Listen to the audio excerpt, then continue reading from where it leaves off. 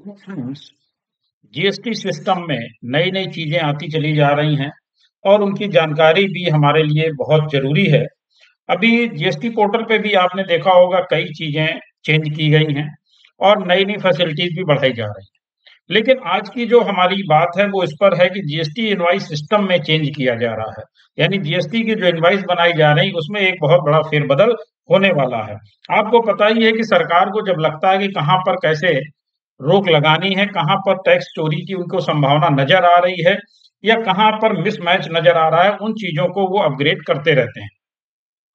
इसी कड़ी में इस समय उन्होंने ध्यान दिया है ये जीएसटी की इनवॉइस सिस्टम में कि जीएसटी के इनवॉइस सिस्टम में क्या खामी है और उसको कैसे दूर किया जाए। इस पर उन्होंने विचार किया और एक नई चीज लेकर के आए जो मैं आपके साथ शेयर करने वाला हूँ। National informatics centre blocking the generation of e-way bill without e-invoice IRN details for B2B and B2E transactions for e-invoice enabled taxpayers।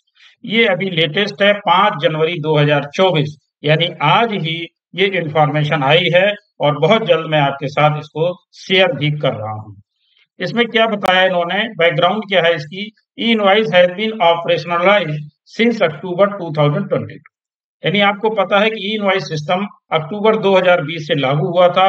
शुरुआत इन्होंने 500 करोड़ के टर्नओवर से की थी, यानी एनुअल एग्रीगेट टर्नओवर ऑटो, वो 500 करोड़ से की थी। लेकिन आज की डेट में ये लागू है आप पर 5 करोड़ रुपए, यानी एनुअल एग्रीगेट टर्नओवर अगर आपका 5 करोड़ रुपए है या उससे अधिक है, 5 करोड़ से अधिक है, तो आपको ई इनवॉइस जनरेट करनी है।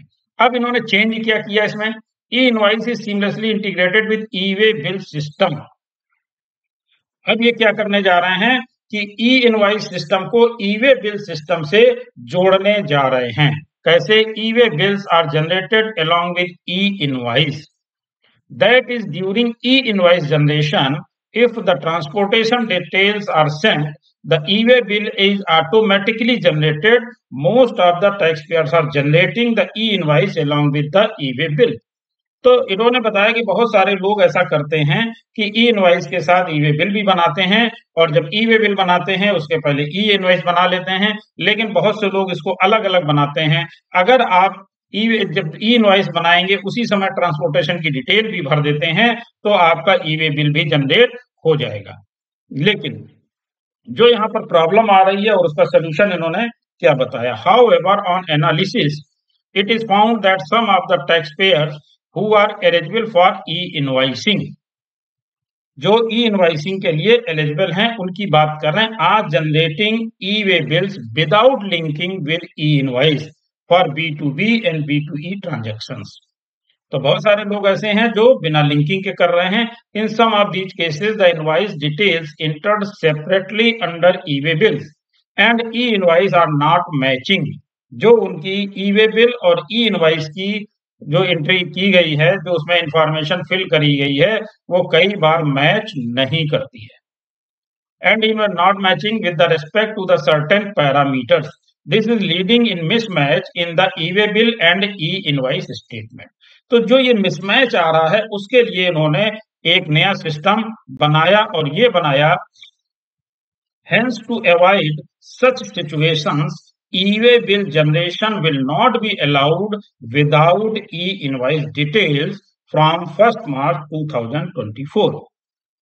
यानी 1 मार्च 2024 के बाद से ये लागू हो जाएगा कि अगर आपने ई वे बिल बनाया और आप ई इनवाइसिंग के लिए एलिजिबल हैं तो उसमें ई इनवाइसिंग के साथ आपको ई वे बिल की भी जनरेशन करनी है।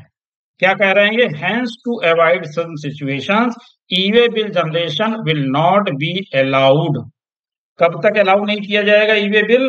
जब तक आप ई इनवाइस बना नहीं लेते हैं। मतलब ये हुआ कि अगर आप ई इनवाइसिंग के लिए एलिजिबल हैं तो जब आप ई वे बिल बनाने जाएंगे तो उसमें आपको ई इनवाइसिंग की डिटेल भरनी पड़ेगी, अदरवाइज आपका ई वे बिल जनरेट नहीं होगा। अभी आप दोनों चीजें अलग अलग भी जनरेट कर लेते हैं। This is applicable for e-invoice enabled taxpayers and for the transactions related to supplies under B2B and exporters। तो ये किसके लिए है? जो ई इनवाइसिंग के लिए एलिजिबल हैं, उनके लिए ये 1 मार्च 2024 से लागू हो जाएगा। और आगे क्या कह रहे हैं?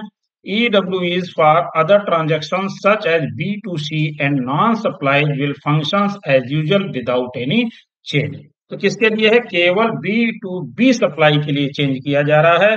अगर आप B2C कर रहे थे या नॉन सप्लाई कर रहे थे, तो आपके ऊपर ये लागू नहीं होगा।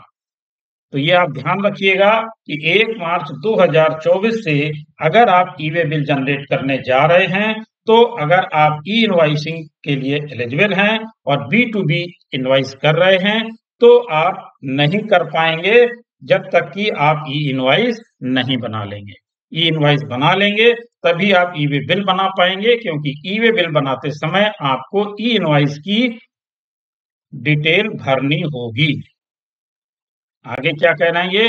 Check and balances e way bill generation process will be incorporated with appropriate checks for taxpayers and suppliers eligible for e-invoicing. In case of B2B and B2E export, direct e-way bill generation without e-invoice will not be allowed for suppliers eligible for e-invoicing. This applies to the e-way bill categories of supply. तो ये आपको ध्यान रखना है। आगे इनका कहना, how ever e-way bill generation for transactions related to B2C and other non-supplies will be allowed as usual. Similarly, for the e-way bills generated by transporter, similar check would be enforced on the supplier GSTIN. Other operations such as Part B, updating, transporter ID updating, etc. will continue as usual without any change.